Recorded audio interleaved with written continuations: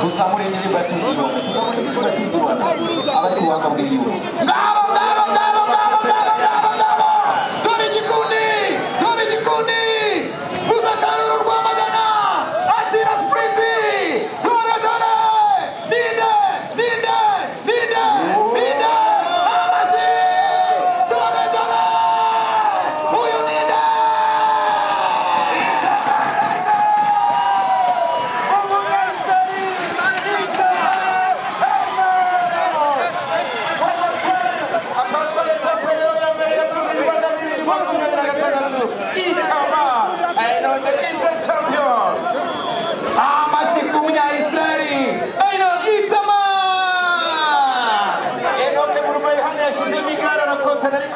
birangiye Ichaman yongeye kumwibutsa ko ikibeho yamutsinze amwibutsa ko Kayonza yamutsinze amutwariye etape ya mbere Ichaman the best sprinter watudirwa mu myaka 5 iheruka yongeye kwigaragaza kuva mu ikipe ya NSN Development Team yo mu Busuwisi nimero 41 Aynon Ichaman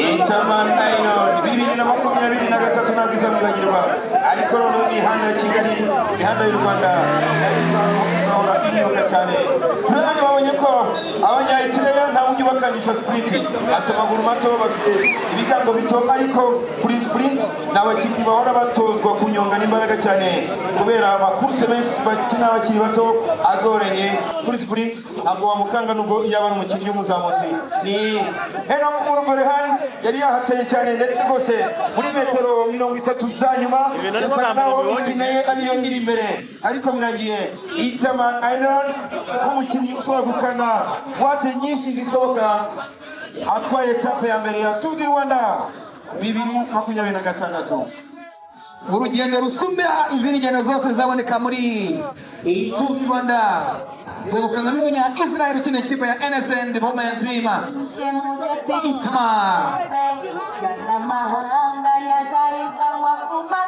imyaka 2 yarishize rero uyu munya Israel Ichaman Aynon ari hano mu Rwanda ubwo yatwaraga etape ya kabiri yagurutse muhamerekeza ikibeho kare ka Nyaruguru abakinnyi banyuze mu mujyi wa Huye hanyuma etape ya karindwi nayo ayitwarira Kayonza abakinnyi bahagurukaga nuko berekeza Kayonza nyine yanafashije ikipe ya Israel Premier Tech yakirira gicoye gutwara etape enye zirimo 3 za nyuma zanahesheje mayo jaune mugenzi we bakinanaga twa Joseph Blackmore aba ari umwongereza muri uko twakenda wawe gari yazanye n'ikipe y'Ubwongereza muri UCI World Championship shampiyona y'isi yabereye i Kigali hanyuma rero Joseph Blackmore akaba nyine yakinanaga na Ichaman Aynon kuri uyu munsi rero uyu mugabo w'umunya Israel w'imyaka 28 akaba ari kabuhariwe muri sprint kine ikipe ya NSN Cycling Team iyo mu gihugu cy'Ubusuwisi akaba ari we utwaye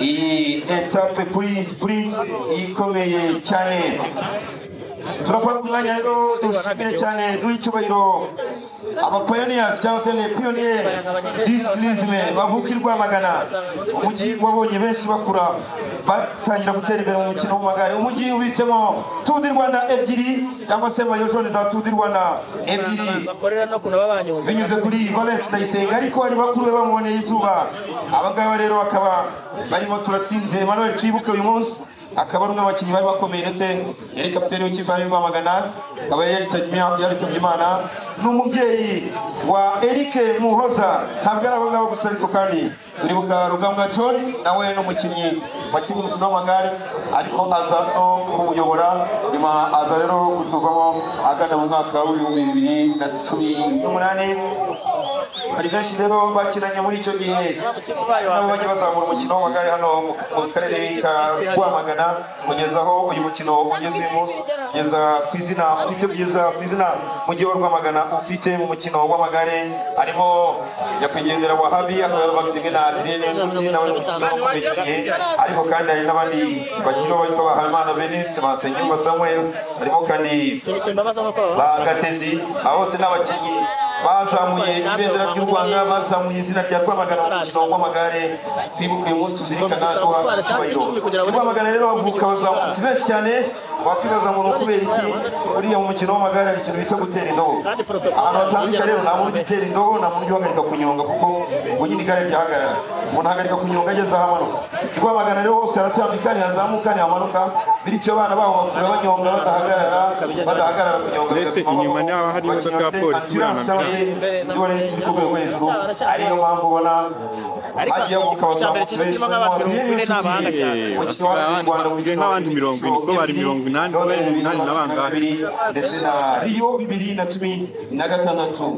Ariko kandi hari abandi nka Valens Ndayisenga watwaye Tour du Rwanda inshuro ebyiri, yari umukinnyi mwiza cyane w'umuzamutsi, nabo bagiye bakorana. Uyu munsi turishimira cyane Muhoza Eric, turishimira cyane Nkuru Samuel n'abakinnyi nabo bavuka hano muri Rwamagana, nabo kandi bakabuhariwe kuzamuka, ari nacyo benshi mu bakinnyi b'Abanyarwanda bazwiho. Niyo mpano abakinnyi b'Abanyarwanda bazwiho mu gihugu cy'imisozi y'igihumbi. Urakoze cyane gushimira rero abakozi b'abikorwa n'abaterankunga b'Igihugu cy'u Rwanda.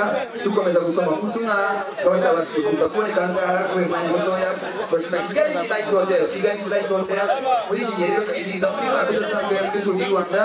Kigali Light Hotel ihagaze iruhande rwa buri kintu ndetse n'umukunzi wese w'intwari, dutanga amacumbi meza kandi agezweho, bibagiye inama zigezweho, insina nziza yo kuruhukiramo, ibikoresho bizwi nk'isabuna ndetse na serivisi za masaje z'umwuga. Abashyitsi kandi bashobora kwishimira amaresitora yacu meza ho kwishimira buri tsinzi hamwe na Tour du Rwanda. Kwegukana rero Tour du Rwanda uyu mwaka, Kigali Light Hotel izamushimira imana idasanzwe ya weekend ya family dedication ku muntu cyangwa se kwibonesha wenyine binyuze kuri voucher yihariye. Kigali Light Hotel, kora hazana cyane mwisiganwa ndetse uruhuke neza hamwe na Kigali Light Hotel. Turashimira kandi Rwanda Form Dekora n'indi matara ubwishimo n'imbaraga bya Tour du Rwanda. Rwanda Form iri umuterankunga w'isiganwa rihuza abanyarwanda bose. Nyuma y'urugendo rero rurerure abasiganwa bararuhuka, nawe ruhuka neza kuri matara za Rwanda Form zagenewe guha ibitozo byiza n'imbaraga n'intsinzi. Rwanda Form rero ibitozo byiza, imbaraga n'intsinzi. Hamagara rero umurongo ariho 0788 cyangwa 0788 utumize matora yawe cyangwa usure rwandaform.com utemo iyo ukeneye, ndetse no kwasura Rwandaform kuri social media zose. Rwandaform reba indi matora na Rwandaform matera nyarwanda. Zako bakiza turashimira kandi rero Prime Insurance yanatwakiriye uyu munsi stage ya Rukomo Rwamagana yari yahariwe Prime Insurance. Thank you all tomorrow today. Tour du Rwanda 2023 yatangiye kandi Prime Insurance yagarutse ku muterankunga w'imena, bishimangira imyaka 9 y'ubufatanye n'isiganwa bigaragaza ubudaheranwa ubumwe n'iterambere. Uyu mwaka kandi turi kwizihiza imyaka 30 ishize dusigasira u Rwanda binyuze mu gufasha abantu mu miryango ndetse n'ubucuruzi kuri buri cyiciro cy'iterambere. Uwo murava rero ujyana no kuzana ibisubizo bigamije guha abantu ibyo bakeneye mu buryo bworoshye, ushobora kandi kubabona ahazaza. Ubwishingizi bw'imitungo busigasira ibyo wabiharaniye wabuhabwa rero binyuze ku Rwanda akanyenyeri 127 urwego wifashishije internet, maze ukora imenyekanisha rigufasha kubona ubufasha muri bya bihe by'amazi.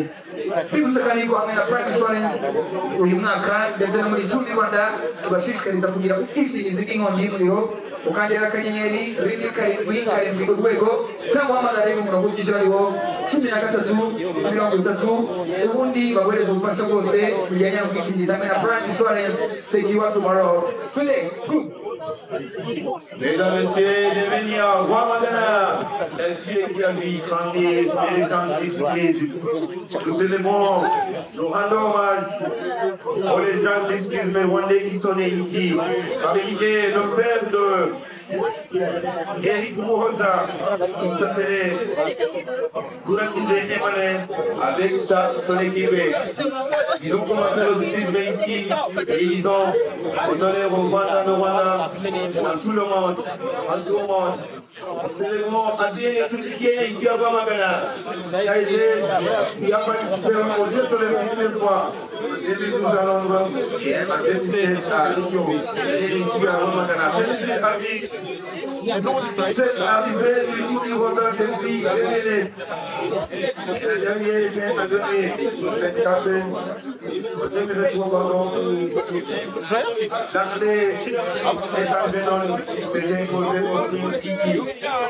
Aujourd'hui, c'est l'Israélien Ethan Benon qui a remporté la première étape du Tour du Rwanda 2026 ici à Rwamagana. Les coureurs qui sont nés ici sont pu aussi gagner le Tour du Rwanda. Bagnifer, Valès Pesiga, qui a été vainqueur 2 fois en 2014 et en 2016. C'est le nom Eric Moza, Samuel Léomolo, tous les jeunes ici à Rwamagana. La vie vous savez jamais à cette année. Rwamagana yo mu gitu du Rwanda ishaka fresh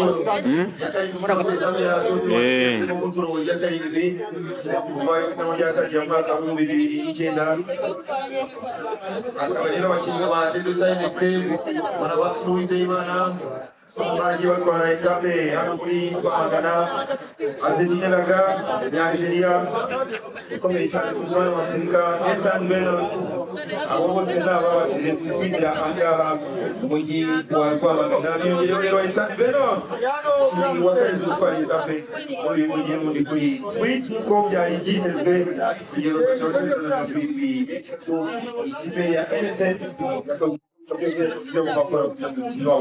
atwaye etape n'ubwo muri metero 35 byagaragara bidashoboka kuko Enoch Zogorhan imwe mu yandi mazina akomeye cyane kuri Tour du Rwanda banayitwaye 2023 byasaga naho agiye gutwara etape ariko Benon muri metero za nyuma niwe yaje gukora ikinyuranyo isiganwa rya Tour du Rwanda mu mirongo 80 bari bagiye babiri bigeze gutwara amayobora Kudus Behawi 2019 ikipe ya Astana ndetse na Eno mugezi we yari ikipe ya Android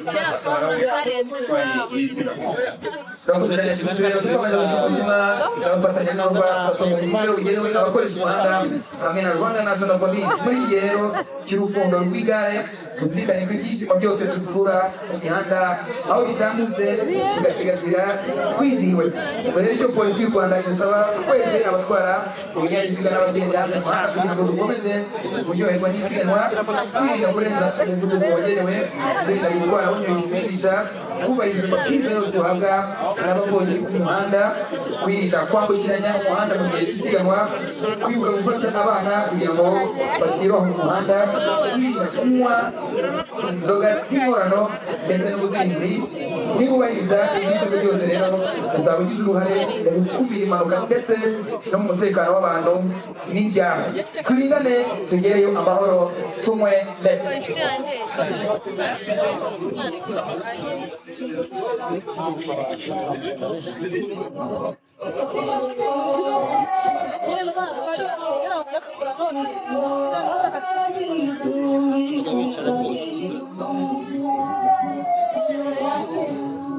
mukanya rero turaza kureba imyambaro itandukanye y'abafatanyabikorwa bacu baririmba abitwaye neza uyu munsi guhera kuri stage winner ihembwe na Amstel 100% pure cycling.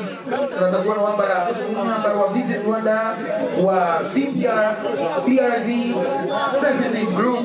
Turaza kubona wambara Inguji Inyange Industries ikipe itwaye neza kurusha abandi ndetse n'imyambaro itandukanye mu kanya gato cyane muri awarding ceremony y'uyu munsi ya etape ya mbere ya Tour du Rwanda ku nshuro ya 18 urugendo rurerure kurusha urundi rwose ruzaba mu Tour du Rwanda biri mwaka twabaga rukomo twerekeza ahangaha mu karere keza cyane ka Rwamagana ndetse kandi na nyuma yo gutanga ibihembo tuze guhura n'abafatanyabikorwa bacu benshi batandukanye ariko Amstel Dave Rockford na MC Kino n'aba DJs batandukanye tuzere kuza kubana na Amstel yibuze kudutaramira nyuma ya awarding ceremony tumwe na MC Kino DJ Pipe ndetse na DJ Platibanya Kwanza bashize nono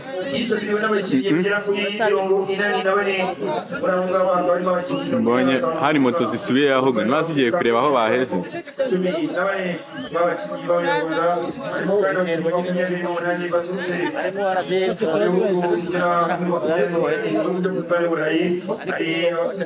Amerika bagera ku 9 Oceania na Asia akabandukayo abakinnyi bagera kuri 2 muri rusange rero uzi kuba yatangiye gufasha mu bice magana muri